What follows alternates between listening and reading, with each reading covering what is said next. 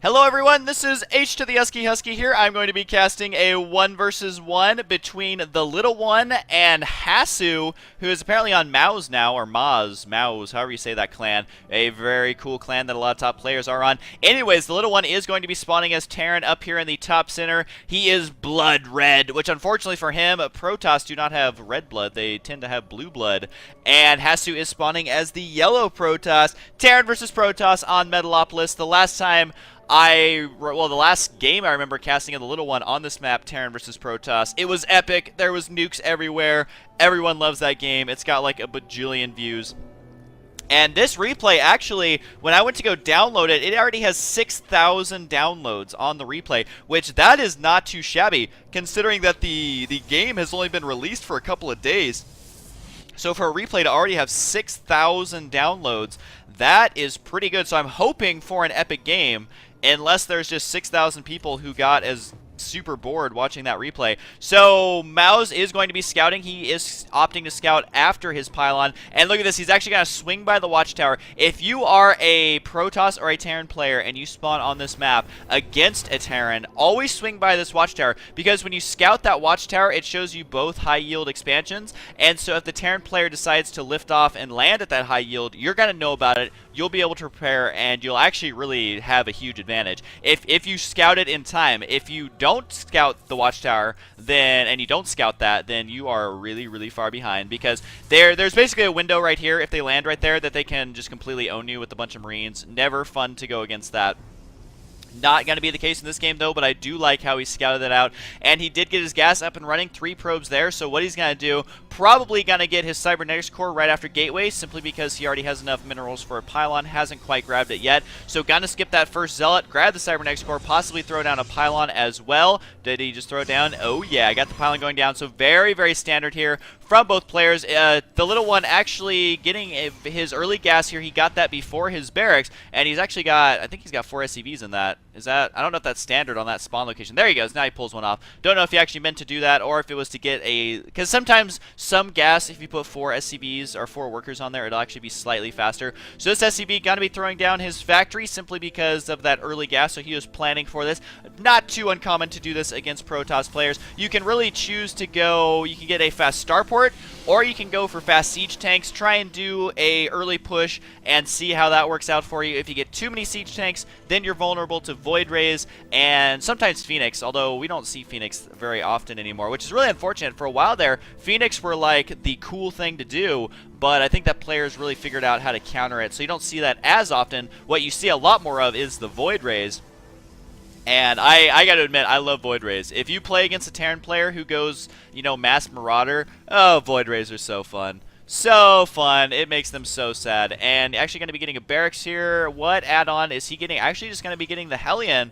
And is he getting a Reaper? Yes! I knew it! I knew it, TheLittleOne. Okay, so what he does with this build is he basically does a Reaper Hellion harass, which, unfortunately for him, the spawn locations, since they're cross-position, it's going to take a really long time. Plus that Hellion, if you spawn next to each other, can hop down right here and then boom, right into your base right there. But now he has to run it all the way across the map. Although this build still does work, I haven't seen it be super effective. Like, this build doesn't win you the game with these 2 units unless you're playing against a total noob.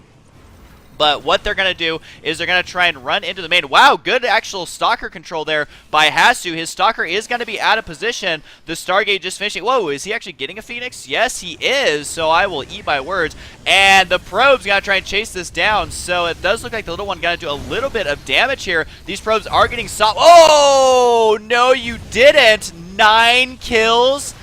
9 kills on that Hellion. Okay.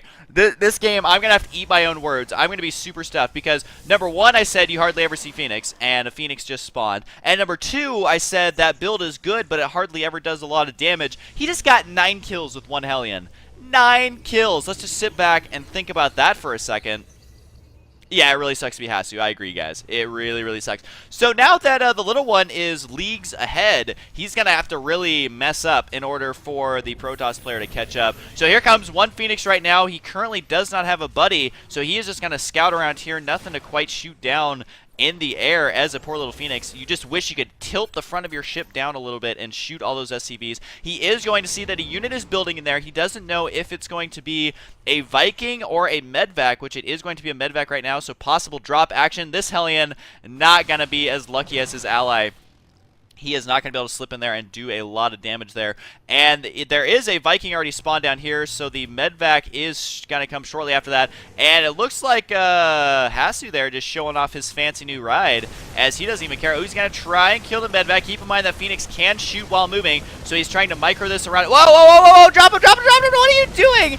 There was like a million SCVs in there, so that was actually really, really miscontrolled there. What I think he tried to do is repair the medvac, but he accidentally right-clicked on it, so he almost lost a medvac with 3 SCVs, which would really help the Protoss player catch up, Hasu. So it does look like a Viking's going to land down here to try and do some more harassment, but not even going to get, well, he got 1 probe. That poor probe didn't know how to stay alive, and so I think we're up to 11 probe kills now, so not too shabby there.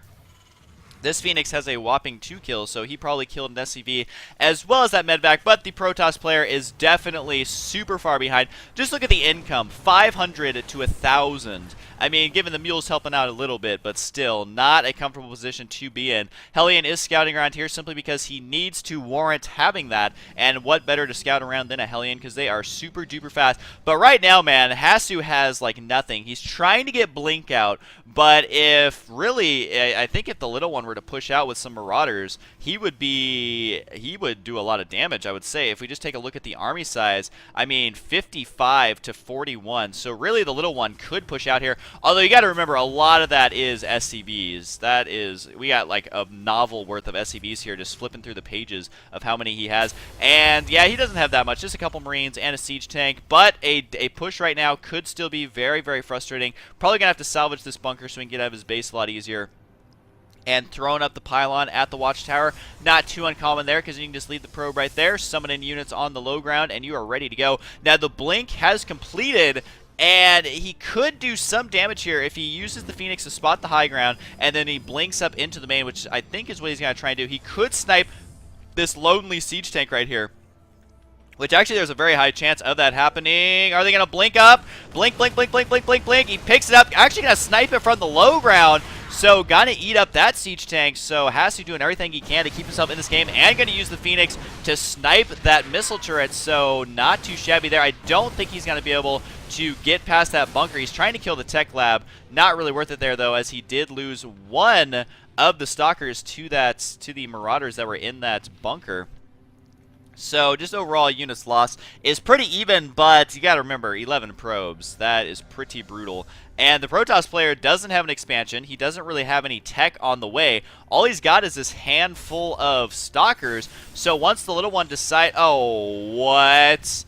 What? A fusion core already? I had to zoom in to make sure that was indeed a fusion core. What are you doing, the little one? You're crazy. I've decided that the little one is crazy. We're just going to go with that, but that's why we love him, as we're seeing 2 pretty unorthodox builds here from both players, getting early Phoenix into Blink Stalkers, which Blink Stalkers aren't too unorthodox, but just the fact that he did try and do a lot of damage with Phoenix. Back up, you don't want to do this against a siege tank. I'm not sure what he's doing there, but he got his shields blasted through. Now, Little One is going to try to expand. The Blink Stalkers could delay this, and I don't know if this fusion core has been spotted. He saw that. Nope, that was an engineering base, so definitely has not seen that yet. Even putting a pylon over here, not quite sure the point of that pylon. Possibly just for stalkers, and then he can blink them down, I guess. Not sure exactly what the story is on that one, but I do like the scouting Phoenix continuing to scout through here to see exactly what is going on in the main, and he is going to see this fusion core and realize that there is a battle cruiser on the way. It's hard to say battle cruiser without saying it like battle cruiser. I'm really bad at accents, I know. But the expansion has completed for both players. No worker transfer quite yet to this expansion right here. And I'm guessing he's just trying to hide that expansion because the army of the little one is actually vastly superior, or it should be. So he wants to make sure not to lose his natural should the little one push out. Siege tank going to do a little bit of splash damage there. Not going to be enough, though, to soften up that army a great deal. 1 stalker in the yellow there from a previous battle, and the Phoenix, seeing exactly what's going on, he knows there's a battlecruiser on the way, and he does see the timing of that expansion, and he knows how many workers are down there. So just looking at the income tab, the little one just barely ahead, including using his mules, as this expansion is almost fully saturated. And right as I say that, he takes all his probes off to put them in gas.